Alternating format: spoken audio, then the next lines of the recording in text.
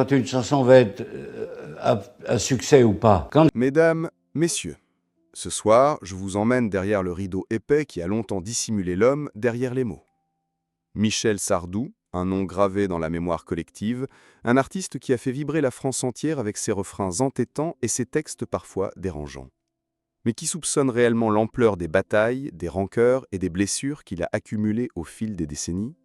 Derrière ces tubes intemporels comme les lacs du Connemara ou Je vole, se cache un tempérament de feu, un écorché vif qui n'a jamais eu peur de provoquer ni de se dresser seul face au monde entier.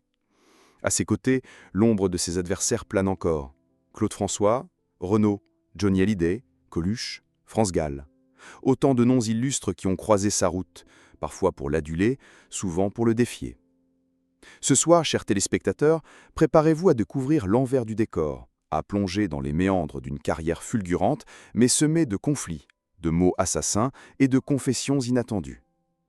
Une histoire qui pourrait bien changer, à jamais, votre regard sur Michel Sardou. Né en 1947 à Paris, Michel Sardou grandit dans les coulisses des théâtres. Fils de Fernand Sardou et de Jackie Sardou, deux comédiens au caractère bien trempé, il apprend très tôt à manier les mots, à projeter sa voix et à captiver un auditoire. Mais loin de se contenter de marcher dans les pas de ses parents, le jeune Michel rêve d'autre chose. Faire entendre ses propres vérités, aussi dérangeantes soient-elles. Il démarre sur la pointe des pieds, dans les cabarets, auprès de chanteurs déjà consacrés, observant leur jeu de scène, guettant leurs failles pour mieux comprendre les ficelles du succès. Les années 70 marquent un tournant. Alors que la jeunesse française s'enivre de liberté et d'utopie, Sardou choisit de prendre le contre-pied. Là où certains chantent la révolution ou la tendresse, lui attaque de front les sujets qui fâchent. La guerre, l'avortement, le colonialisme, la peine de mort. Ces textes frappent, ces mots claquent comme des gifles, et ces refrains deviennent des cris de ralliement ou des sujets de discorde, selon de quel côté l'on se place. Pour ses admirateurs, il est la voix d'un franc-parler disparu, un poète brut qui n'a pas peur de heurter. Pour ses détracteurs, il est réactionnaire, provocateur, voire dangereux. Mais qu'importe les insultes ou les banderoles qu'il voit parfois s'agiter sous ses fenêtres, Sardou avance, porté par un public fidèle qui remplit les zéniths, les palais des sports et les salles mythiques. Les lacs du Connemara devient un classique instantané, repris à tue-tête des banquets de mariage au stade, symbole d'un folklore réinventé. Avec Je vole, il montre une autre facette, plus intime, celle d'un père, d'un fils, d'un homme conscient des fêlures qui le traversent. Cette chanson, bien loin des polémiques, touche au plus profond. Derrière sa carapace d'homme à poigne, on devine un être rongé par des doutes inavouables. Dans l'ombre, ses proches le décrivent comme perfectionniste, parfois tyrannique sur scène, mais capable d'une tendresse inattendue. Il peut exiger qu'un technicien refasse une balance 100 fois, puis offrir une tournée générale pour fêter un spectacle réussi. Les journalistes, eux, redoutent ses interviews. Sardou n'est pas du genre à mâcher ses mots. Une question mal posée et la réplique fuse, cinglante, souvent mémorable. Cette réputation de grande gueule le précède partout où il va. Dans les coulisses, certains artistes l'admirent, d'autres murmurent qu'il a l'art de se faire des ennemis même quand il ne cherche pas la guerre. Le paradoxe Sardou, c'est aussi cette distance qu'il entretient avec le show business. Jamais vraiment du sérail, toujours un peu à part, il cultive une image de franc-tireur. Il n'appartient à aucun clan, ce qui lui vaudra de multiples clashs. Avec Claude François, qui supporte mal ses piques sarcastiques, avec Renaud, dont les idéaux gauchistes heurtent ses positions jugées conservatrices, avec Coluche, qui l'éreinte dans ses sketchs, avec Johnny Hallyday, dont l'ego démesuré croise le sien dans un duel de testostérone, et même avec France Gall, qui le taxe de misogynie. Pourtant, malgré ses inimitiés, Sardou reste droit dans ses bottes. Jamais il ne cherchera à lisser son image pour plaire à tous. Son succès, lui, est indéniable. Des millions de disques vendus, des générations entières qui se transmettent ses chansons comme un héritage. Dans la France des années 80 et 90, Sardou est partout, à la radio, à la télévision, sur toutes les lèvres. Et pourtant, plus il conquiert le public, plus il s'isole. Sa vie privée, il la protège farouchement, conscient que chaque confidence pourrait être retournée contre lui. Cette méfiance nourrit le mythe. Qui est vraiment Michel Sardou? Un provocateur calculateur ou un artiste sincère, incapable de mentir? Une icône populaire ou un homme d'un autre temps? Ce portrait, chers téléspectateurs, n'est qu'un début. Derrière l'homme aux chansons à succès sommeille un volcan de querelles, de rancœurs et de coups bas. Un artiste que l'on adore ou que l'on exècre, mais que personne ne peut ignorer. Et plus nous avançons, plus la vérité qui se cache sous les projecteurs s'apprête à éclater au grand jour. Tandis que Michel Sardou enchaîne les triomphes scéniques, l'envers du décor se teinte de rancune et de piques acérées. Pour un artiste aux francs-parlers y tranchants, les mots deviennent parfois plus coupants que la plus redoutable des armes. Très vite, le public découvre que derrière ces refrains entêtants se cachent des batailles intimes, des joutes verbales et des tensions à peine contenues. Tout commence avec Claude François. Entre ces deux bêtes de scène, le courant n'est jamais vraiment passé. L'un, Clo-Clo, symbole d'une variété pop légère et de chorégraphie millimétrée, l'autre, Sardou, figure d'un texte plus rugueux, moins clinquant, mais terriblement efficace pour remuer les consciences. Les deux hommes se croisent lors d'émissions cultes. Les sourires sont figés, les échanges courtois de façade. Sardou n'hésite pas à lancer des piques, se moquant des costumes pailletés de Claude. En coulisses, la tension est palpable. On chuchote qu'un soir, les deux artistes se sont dit leurs 4 vérités, sans témoin. Après la mort tragique de Clo-Clo, Sardou salue l'artiste, mais ne renie pas leurs différends. Cette rivalité-là restera gravée comme une première cicatrice. Puis vient Renaud, le chanteur énervant, figure d'une jeunesse libertaire et provocatrice. Les deux n'ont rien en commun. Renaud revendique ses idéaux gauchistes, son goût pour la contestation. Sardou, lui, s'affiche volontiers comme le chantre d'une France plus conservatrice, qu'il défend coûte que coûte. Les interviews deviennent des rings à distance. Renaud dénonce un Sardou fasciste, l'accuse de glorifier un ordre moral d'un autre temps. Sardou rétorque qu'il n'a de leçons à recevoir de personne et qu'il chante ce que d'autres n'osent même pas penser. L'opinion publique adore. Ces petites phrases assassines font la une des journaux, tandis que Sardou, imperturbable, continue de remplir les salles. Coluche, quant à lui, ne se contente pas de l'égratigner dans la presse. Sur scène, l'humoriste raille Sardou, imite sa voix, se moque de ses textes qu'il juge sexistes et dépassés. « Moi, je dis des conneries, mais lui, il les chante », balance-t-il dans un de ses sketchs devenus cultes.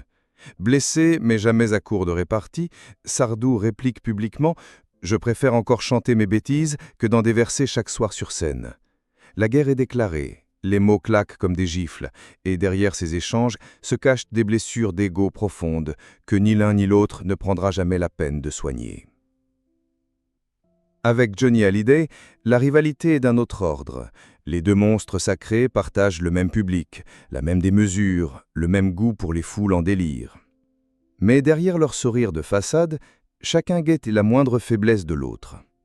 On raconte qu'ils se toisent dans les coulisses, qu'ils rivalisent à coups de records de billetterie, de concerts démesurés. Une fois, Johnny aurait laissé échapper devant un journaliste « Sardou, trop d'honneur de leçons pour moi ». Sardou, fidèle à lui-même, répond par une vanne sibylline sur les excès de rocker, un bras de fer permanent nourri par l'orgueil que ni l'un ni l'autre ne prendra jamais vraiment la peine de désamorcer.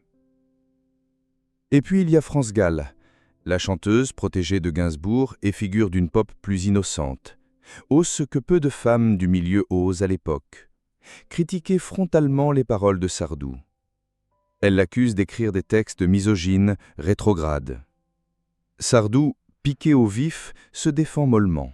Il balaie d'un revers de main ses accusations, mais au fond, ses proches savent que ses remarques l'ont touché. Car sous ses airs de provocateur, Sardou reste un homme profondément conscient de son image, même s'il se targue de s'en moquer. Toutes ces tensions, ces mots, ces silences lourds, finissent par se superposer comme des strates. Sardou n'est plus seulement le chanteur à tube, il devient un symbole vivant de la division, de la fracture entre la France populaire et l'élite artistique qui se veut moralement irréprochable. Chaque sortie publique est guettée. Va-t-il encore heurter? Encore choquer? Les journalistes le traquent, ses moindres confidences font les gros titres.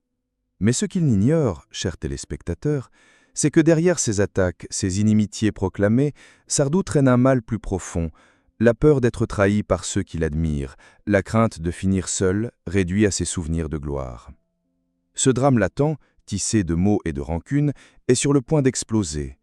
Car bientôt, ces inimitiés de façade vont laisser place à une tempête bien plus intime, où la scène ne pourra plus rien masquer. Et cette fois, ni ses refrains mythiques, ni ses coups d'éclat médiatiques ne suffiront à contenir la douleur qui couve derrière le rideau. Les années défilent, mais Michel Sardou reste un roc que nul scandale n'a encore su fissurer complètement. Pourtant, derrière la stature du monstre sacré, les fissures grandissent à mesure que ses ennemis alimentent le feu. Pour lui, chaque pic public est une trahison de plus, une cicatrice qu'il camoufle sous ses costumes de scène. Renaud, Coluche, Johnny, Claude François, les noms résonnent comme une liste de batailles sans fin, mais dans l'intimité, Sardou est là. Il sent qu'à force de rendre coup pour coup, c'est sa propre armure qu'il fragilise. Lorsque Renaud revient à la charge dans une interview fleuve, l'accusant une fois encore d'incarner une France fermée, Sardou ne répond pas immédiatement.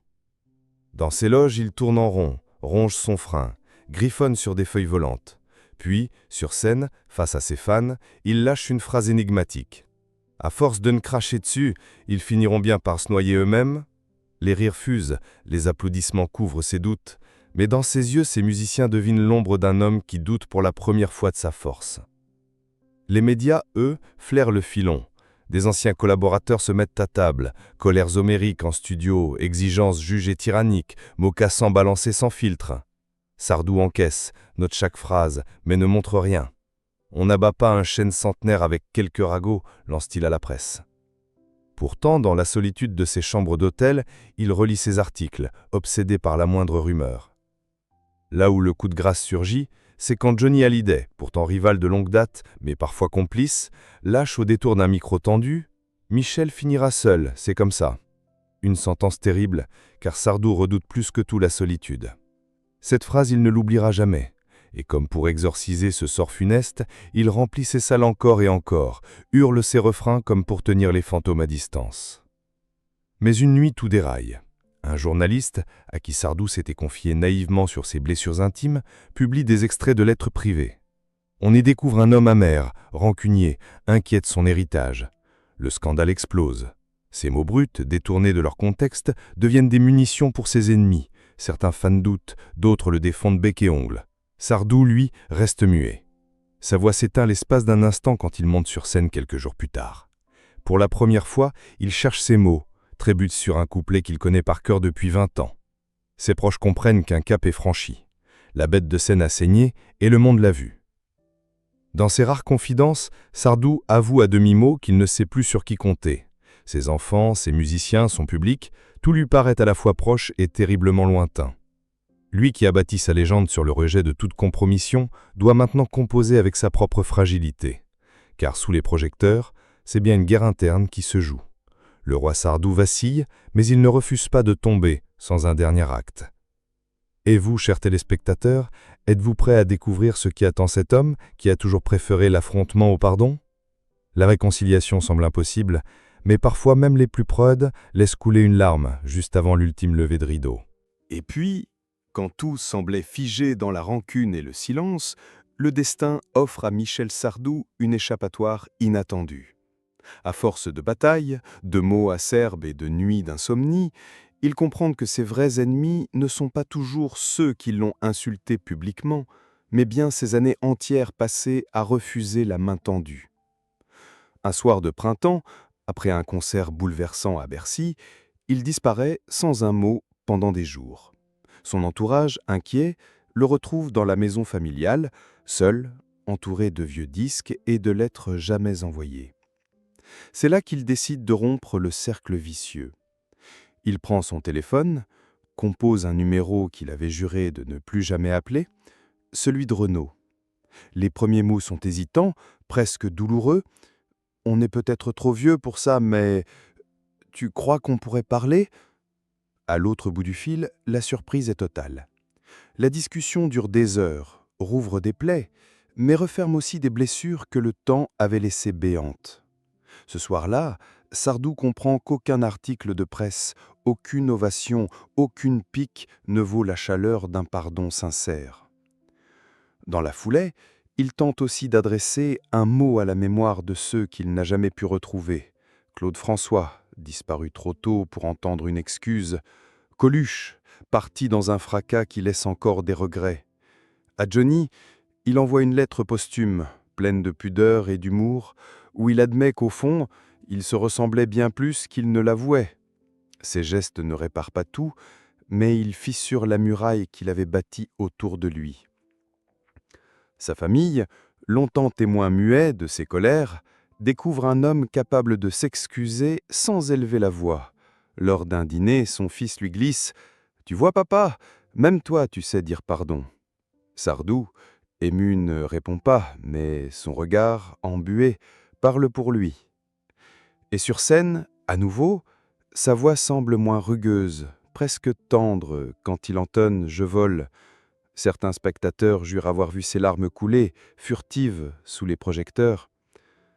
Ce dénouement, personne ne l'avait prédit. Derrière l'image du provocateur éternel se cache un homme qui tremble à l'idée de quitter ce monde sans avoir laissé derrière lui autre chose que des refrains à scandale. Et quand il murmure à ses musiciens avant de monter sur scène pour une dernière tournée, « Après tout, il ne reste que la famille, mesdames, messieurs », c'est bien une leçon d'humilité qu'il nous livre, une vérité inattendue, un aveu bouleversant. Même les voix les plus fortes ont besoin un jour d'être pardonnées pour apprendre à aimer sans se battre. Alors maintenant, chers téléspectateurs, que reste-t-il vraiment de toutes ces querelles, de ces mots jetés comme des couteaux et de ces refrains scandés à plein poumon?